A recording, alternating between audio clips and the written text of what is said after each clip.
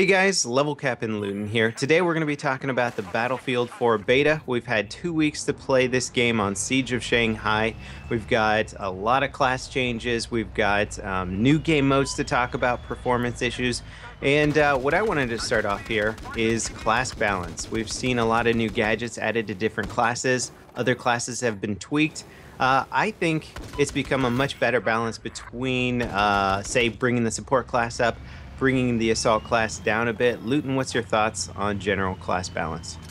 I think they've really done well with the class balance. I do have some mild concerns, but overall, like you say, it is interesting to see what they've done with them. I still think that Engineer is one of the primary... I saw Engineer played probably more than anything else, and it seems to be such a strong role to play. It's always a strong role in Battlefield because obviously you have all the vehicles.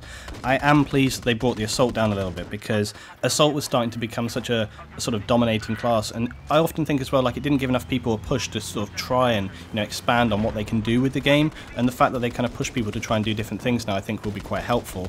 The support class, I am interested to see how the support class fares when they have a bit more equipment and so on, because I felt like it was slightly more limited compared to the other classes so far. And the Type 88, great gun, but the U100 was generally, I felt, shocking. But again, that's a weapon balance thing. But I think it'll be interesting to see how the support fares when we bring other equipment into the mix. Yeah, I feel like the support class is one of the few classes that we really aren't getting a full glimpse of just yet, because my experience with the remote mortar showed that it's going to be a serious gadget. Like, I think it's going to be a game-changing gadget.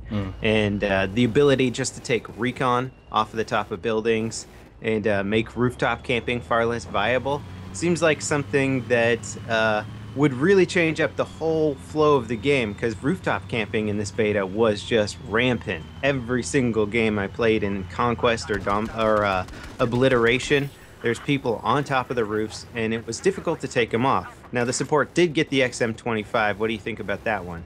The XM25 is really great. It's not just great for clearing off rooftops, but also people behind cover. And there was many times when people were jumping in behind sort of concrete blocks or whatever. And if you can just change out and fire in on there, it stops those guys from hiding, getting the drop on you or whatever. It's a really versatile tool.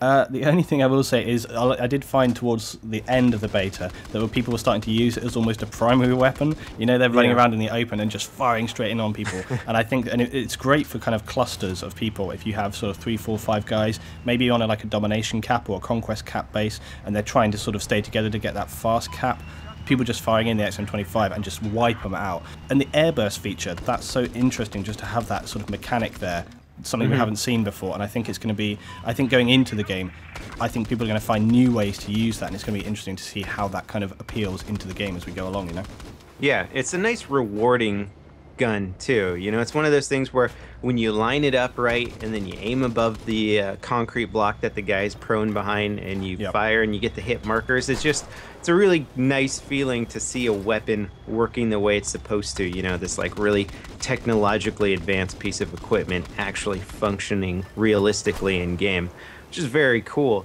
One thing that, I wasn't thinking about talking about, but it just occurred to me was during the beta, I was having a lot of ammunition issues, and it's not so much that support wasn't dropping ammo box, it's that we rarely progressed our field upgrades to the point where we had enough extra ammo, or it would last very momentarily. What are your thoughts on the field upgrade progression, and were you having trouble keeping it maxed out at points, or getting any field upgrades for that matter?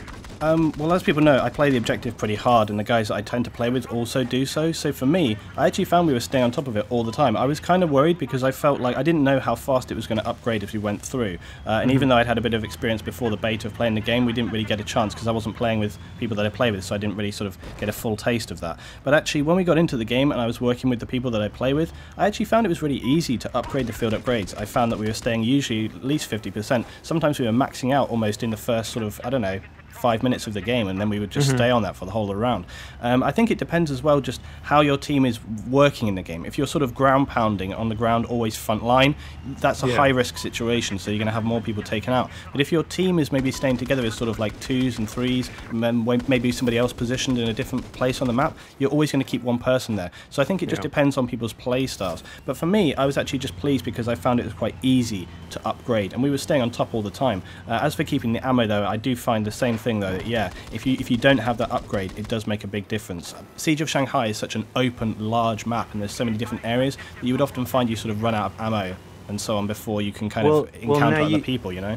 You bring up an interesting point when you're talking about the high risk of ground pounding, and that's something that I always felt was a really important part of any team, is having those aggressive players in the front lines who are going to be taking most of the casualties, but they're also going to be pushing that front line. They're going to be taking out the armor. They're going to be the infantry getting killed by tanks, but also killing the tanks. And for those players there, or for squads that are doing that on the front lines, I feel that they don't get rewarded very well because they'll wipe more frequently. They won't get their upgrades. And then I found when I was playing in a squad where maybe one of us was in a helicopter the whole round, we never wiped. And so you got one guy in the heli and then other guys on the ground. So you get this sort of divergence, this split of the squad, which I would argue is perhaps not the best way to break up a squad, or at least if you think about the way a squad behaves naturally, you think of them sticking together for the most part, working together, helping each other out, and you could say ground support versus air support and that sort of thing. But I feel like there's some things that you can do to sort of take advantage of the squad wiping mechanics, like just having a guy play recon on a building really far away, not helping out particularly a lot, but still keeping the perks up. And so I say personally that I would like to see some sort of different mechanic in there that does reward the high-risk players versus the campy players, or the players playing a little bit safer in the backfield. Yeah, a great example of this was mentioned on my channel the other day, where me and one of the other guys who were playing in the helicopter, the attack heli, we stayed up for the entire round. We both finished with like a ridiculous KD, and yet my guys on the ground really struggled. There was they even had a clan in there. They just couldn't make any headway, and I think that shows that even though you can have dominating air support, it really matters on the ground. And I think that, like you say, there's a bit of tweaking to be done there, because some of the guys on the ground just really struggling to push forward. On the other hand, I think it's kind of like that Battlefield thing always, where you just sometimes have teams that don't make any effort to push forward whatsoever. And I think the different game modes, moving perhaps into that now as well, the game modes play out very differently, and I think that, again, it's such a tough balance to strike when you're sort of looking at classes, how they perform, when you have very different game modes coming in, and we haven't really seen anything of Rush yet either. So very, very interesting to sort of see how these things are going to play out when we go into the different game modes. But how did you find, for example, Obliteration on Siege of Shanghai? My initial experience with Obliteration was a little bit negative because nobody knew what the heck they were doing at first, and the bomb often ended up in the hands of somebody who was just completely clueless. Or I watched some teammates run to our own bomb points, and we're trying to figure out how to arm our own bomb points, and then the enemy team comes in, kills them, takes the bomb, arms the bomb point, and destroys it. And I was just like pulling my hair out, like, this one guy lost the game for us because he took the bomb to the wrong place. And so the idea of giving all the power in the world to one player on your team just scares the crap out of me for a public game. Now, later on in Obliteration, I was playing with friends, we were working together with the squad, and we had some really intense, entertaining chase moments that I enjoyed a lot. It is good for creating those chase scenes, and for that, I respect the game mode, but in terms of overall strategy and the way it plays out and how strategic the whole game mode can be, I think it's probably going to be one of the lesser game modes in that sense. I think it's just more of a run and gun, crazy action game mode, and it does that, but it's just not that. It's hard to anticipate your enemy's actions, and sometimes if they get ahead of you, you may as well just give up, because there's no way you can catch them in time, so you may as well just get ready for the next bomb spawn.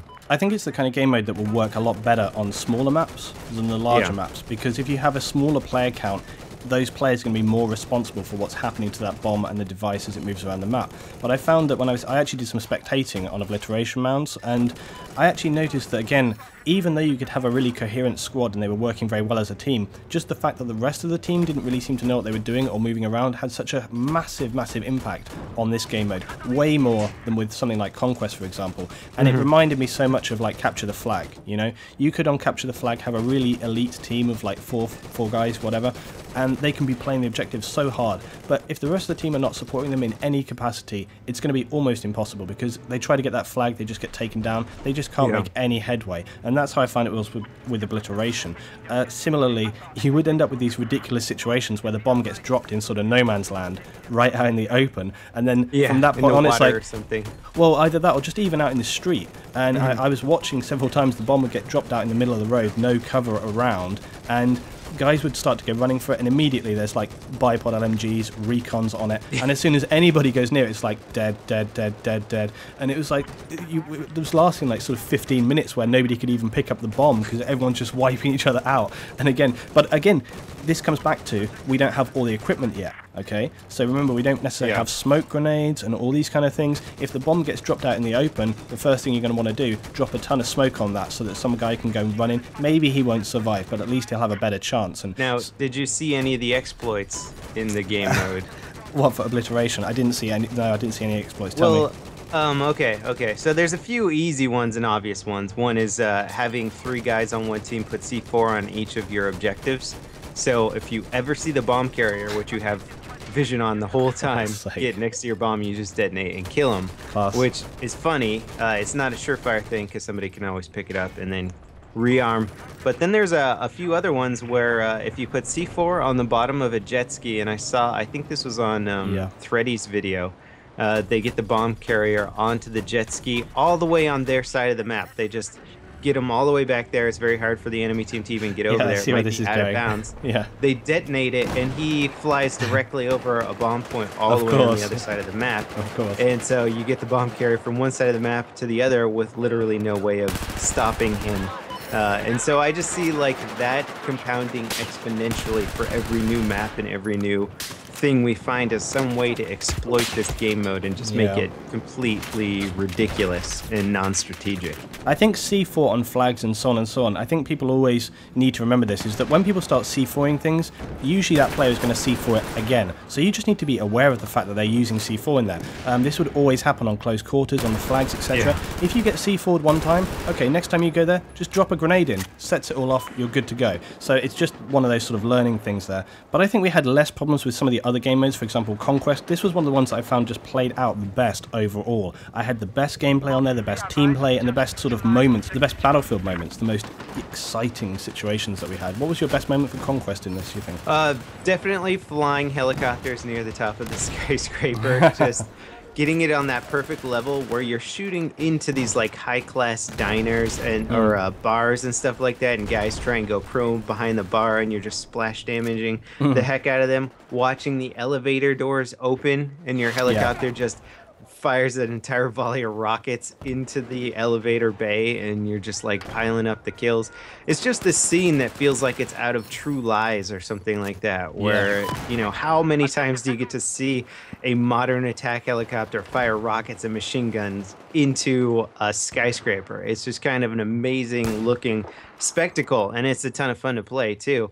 In terms of the actual Conquest game mode, though, it is just so well balanced. I think this map, it was a great map to feature Conquest mode in. You've got a great mixture of air warfare that isn't too overbearing, because you can take out helicopters very easily if you need to. You got some good armor ground combat, and you also have some great opportunities for sniping and engineers and all this stuff. It's all just mixed into one really gorgeous looking map, at least for the first half of it anyway. It was interesting how Levolution had such a role to play in this map as well, because it really did change things in terms of the overall gameplay. It wasn't just like one event that would happen, but it would actually have a continuing effect through the rest of the round. The fact that it created so much dust and smoke around the whole map, that changed the entire gameplay dynamic of sort of what you could see, what you were able to do. I mean, and even to the point of you could actually hide from enemies if you were aircraft. You go down through this stuff and you're much harder to see than earlier on in the game. Coming back to the aircraft though, some of the heli moments that you would have were just so amazing in that game, where you're chasing a transport heli and you start shooting into him, then the power of momentum of the weapon sort of pushes him over the side of the building, and then that goes down to the guys on the ground. They're running along, and all of a sudden like a fireball of a helicopter will just land right in front of them, and you just see these things like screeing down the side of a building. Absolutely amazing. So many fantastic crashes moments, you know. But I think as well, from the layout of the map, like you say, it just played so well. One thing that was fantastic was the jet skis and the flanking you could do with those. That that can totally turn a game around. You know, I don't think we really had. I think there was one time where we ended up in a spawn trap situation. Glad to say it was our team doing that, but I don't really approve of it. But nonetheless, just really good with the jet skis, because that can break you out of that situation so well. You just take a fast flank straight to A or E, and you can just break out of that immediately. So it was really good to see that balance, because I think that's often what you really want on a conquest map, the fact that you can kind of turn it around and you don't end up sort of clustered on one place for too long. Yeah, and in addition to that idea there, I think a really, really big thing that not a lot of people are going to notice, especially if you're not pilots, is that you have automated sentry turrets in each capture zone of each base. And if you fly your helicopter too close to the enemy's base, you are going to start getting pelted. So it prevents that sort of aerial spawn camping as well. Yeah, those were actually really annoying. You kind of drifting over there and you forget that they're there and they just sort of wipe you out. But I think as well the leveled effect of gameplay. So you could go right down into B, right down into the sort of underground section of the mall there, and you have that great kind of combat happening there, and then it takes you back up above ground. You've got all that intense tank gameplay going on, so you'd have a full tank convoy of maybe 3 tanks coming up against another across the bridge, plus, you know, engineer guys trying to take them out, and you have that really intense. You're up in the sky, you have the attack helicopters, the transports, they're coming down into the streets, or they're dropping behind buildings to do sort of pop-up attacks so they don't get locked. You have all the guys on the rooftops locking the vehicles, firing down, sniping. There's so many elements going on there, and it just felt like such an intense patchwork of gameplay happening. It was just a really fantastic experience. Yep, I think DICE made the right choice just because of its balance. You know, I think they could see right off the bat that it was just such a well-balanced conquest map. Now, why don't we talk about some of the performance issues just briefly here, because I know a lot of people were having computer-related issues, crashing, frame rate issues. There's definitely a lot of bugs in the beta, and you can't really fault it because it's a beta. You know, bugs are in betas by definition, and that's just part of the game there. As far as the performance goes, I think it was pretty good for a beta. I know there's some improvements coming along. There's definitely crashes and stuff. I noticed some people making definitive judgments about the game, not realizing that their performance or their gameplay was being affected by bugs. A common one that I don't think a lot of people knew about was a one-shot kill bug that just seemed to happen randomly. It might have been related to headshots, but you could one-shot somebody with a relatively weak projectile, and it would just kill them instantly. And so it made the 870 shotgun extremely good. It made pistols just ridiculously good. There's a lot of weapons out there that you just thought were amazing at first because you keep one-shotting people by, not by the game mechanics, but by a bug. Yeah, exactly. And I think, you know, we've all experienced these kind of gameplay problems. I mean, me personally, I actually had a really lucky beta. I had hardly any issues whatsoever. I had a few crashes here and there, but that's about as far as it went. I do feel really sorry for people that had a bad experience, because I think, you know, it doesn't show you the full picture, and it's just bad luck. It is really important, guys, to remember that this was a 4-month-old setup, okay? It was a 4-month-old build, so it doesn't represent the quality of the game that you're going to get. It wasn't fully optimized either. So going into the actual full release, you'll find you have a totally different experience. And like Level says, when it comes to the weapons, we have only seen like a tiny snapshot of how this stuff is going to play out. There's tons more attachments, optics, all sorts of other things coming in there that will have a big role to play, all the other gadgets. So when it comes to these kind of balances and bugs with the weapons, it's still a work in progress on the beta side, and they are already way further forward with the game build than what we have seen here. So on the full release, it'll be a totally different kettle of fish. Yeah. And I think overall, both of us, we were talking a little bit before this show, that we both had overall really positive experience with the beta. I enjoyed the heck out of it. I played it every single day since it came out, and now that it's not out anymore, I'm sort of like wanting to jump back in and play a few rounds on Siege of Shanghai. So overall, I had a great experience. Luton, you as well? Yeah, I did have a really positive experience. I think a lot of any small negativity things that I did have, I do put down to the fact that it's still a work in progress. We'll have to see how it is when it comes out. But also, guys, they have said that they're going to try and do more frequent patches going into Battlefield 4. That's a really positive thing, but it remains to be seen just how frequent those are and how extensive they are. You know, if there is a game-breaking glitch, do they get onto that immediately? Do they solve that within a week, or do we have to wait? So we'll see how it goes. But overall, yes, really positive experience for me. I loved it. I couldn't get enough of it. It was such intense action, but even when we lost games, I didn't feel frustrated. I think that's a really important thing, because that's always how it was with me for Battlefield. Even when we would lose, I still felt kind of positive, like, okay, we went down, but we still had a really good game. Nearly all the games I played on Shanghai were like that. I had such a good game experience, it didn't really matter if you won or lost, and I think that says volumes about the game. Absolutely, absolutely. And we'd love to know what you guys think about the beta, what your experiences were, what you're hoping might change, what you really liked that was changed from Battlefield 3. We'd love to hear about that in the comments section. So that pretty much wraps it up for this episode of On the Level. Thanks for watching, guys, and we'll see you next time. This is Luton and LevelCap, signing off.